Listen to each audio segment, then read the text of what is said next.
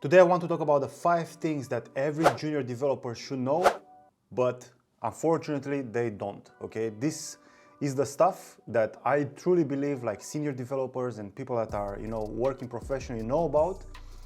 And they also know that junior developers don't know about these things, and that's why they don't want to hire junior developers. So it struck my mind, it's like so obvious, and these things are so simple to fix, and there are more like mindsets about approaching your work that if you just know these 5 things, you'll like be like a top developer. Maybe not a top developer, I'm overselling this thing, but you'll be like a good, reliable developer that can make money in this day and era, okay?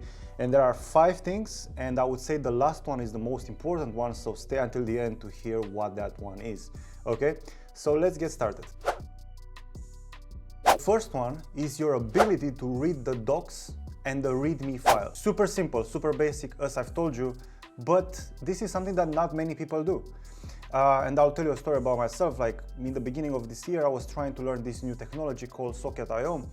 And instead of going to the docs and read it, I went on YouTube and I found this guy. I don't remember which guy was it, but he has like 1 million subscribers and whatnot. And he was basically making like a tutorial on the docs, right? So the docs in video format. And I was like, I just wasted my time watching the entire video instead of just going to the docs and like reading the specific things that I need.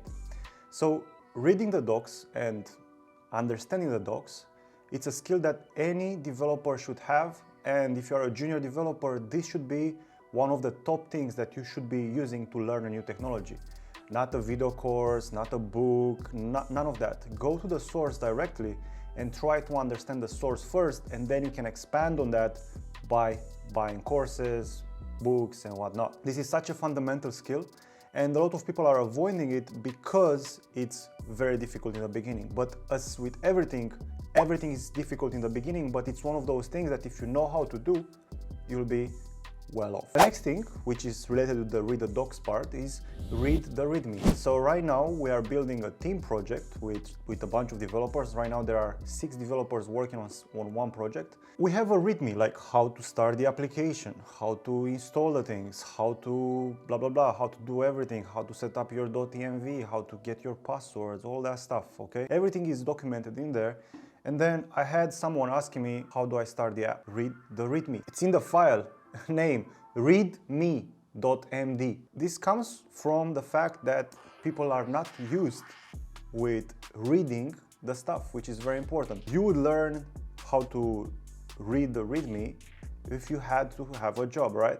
Because imagine you go to a senior developer and you ask the most basic question, okay, which I'm gonna talk about in a second. You ask the most basic question and then your senior developer is gonna tell you, read the docs. Wouldn't you feel embarrassed and frustrated and like a monkey for asking such a stupid question? Because there is something called a stupid question, okay?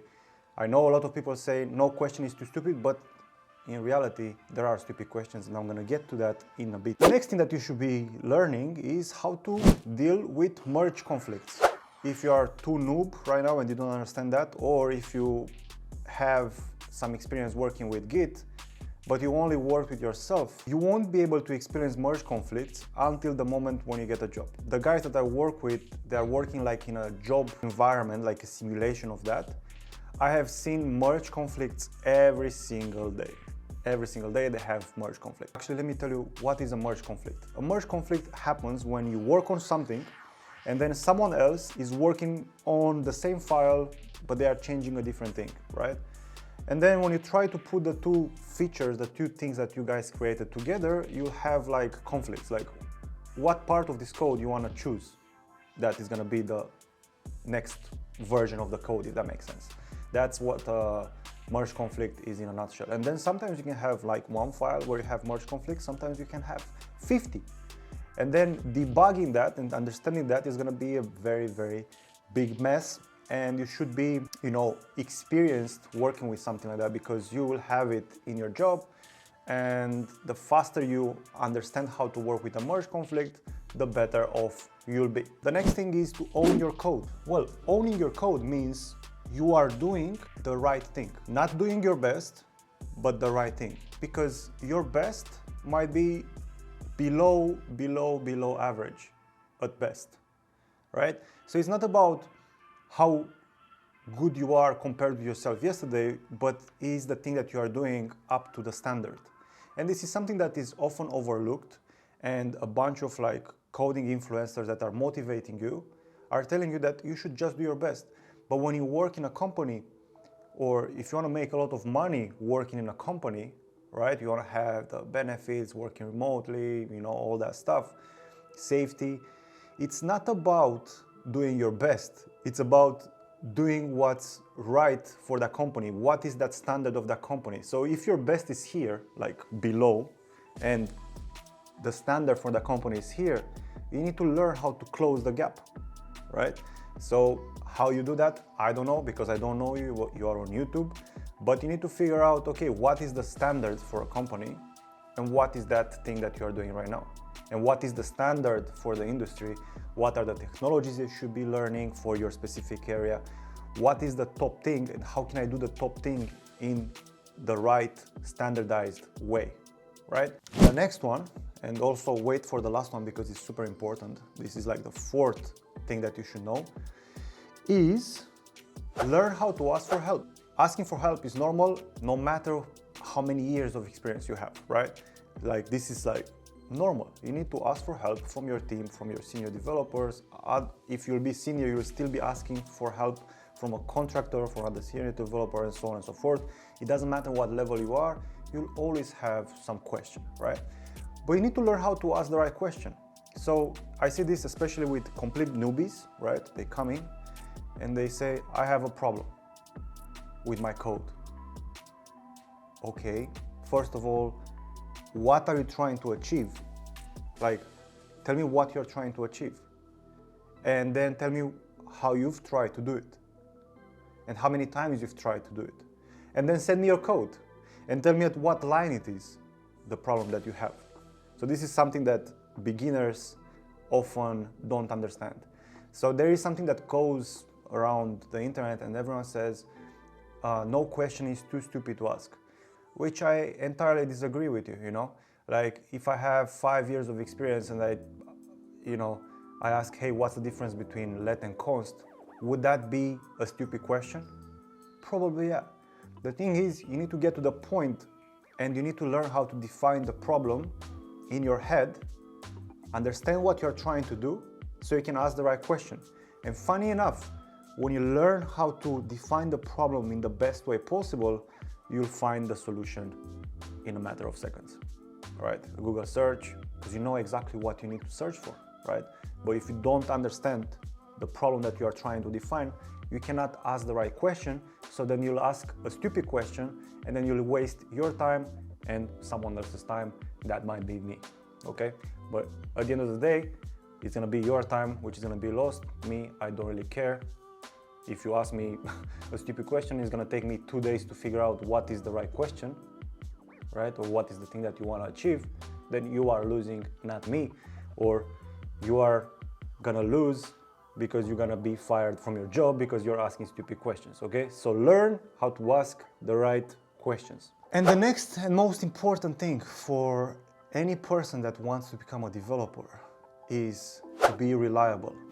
Wow, such a crazy concept. So I'll tell you how I came to this conclusion. As you know, in my program right now, we are simulating a job environment and we are creating like a solid, real application, okay? No more cookie cutter stuff, even though the stuff that people were making with me were like top of the line kind of thing. Now the standards changed, so I had to close the gap for them, right? And in order to do that, I had to create a team. What I'm doing is I actually treat this thing like a job, you know, like you have a job and you have to do your job. And one of the things that is very important as, in a team environment is to communicate and to be reliable. These things are super important. So then I wanted to onboard everyone into the project and everyone had to do onboarding for another person, right? So in this way, my guys know how to onboard people and my guys know how to be onboarded, okay? So that's a skill in itself that you will be getting if you get a job, but this is a skill that you need to learn, and it's something that you'll be experiencing sometimes. This is like undeniable, okay?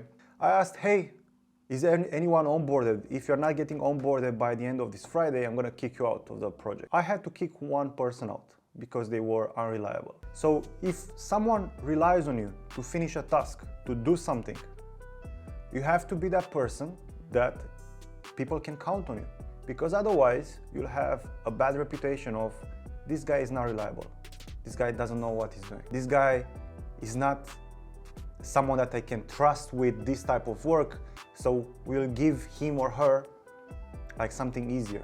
And because you are getting the easy stuff, you'll never get a higher pay raise. Maybe you're not gonna get any pay raise. Maybe you'll be the first one who gets laid off. It's something to think about, but these are the few things that I've noticed over the past week that are quite important for any aspiring developer. I hope you liked it.